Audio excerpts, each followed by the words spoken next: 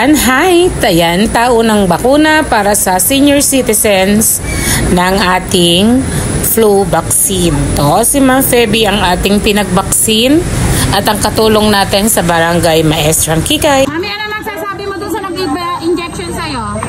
Kumusta? Maganda. Yung bakuna? Okay lang. Hindi ba masakit? Hindi naman. Magaling.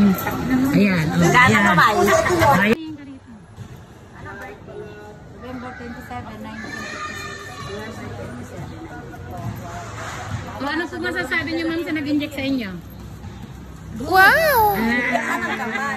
Ito sunod-sunod na dumating ang ating mga senior citizens. Ito yung last batch na ngayong araw na ito. Yan. Thank you sa pagpunta mga mamis, lolas. Mami, ano masasabi mo sa nag-injection? Magaling po yung nag-inject sa akin. Mabait at magaan ng kamay.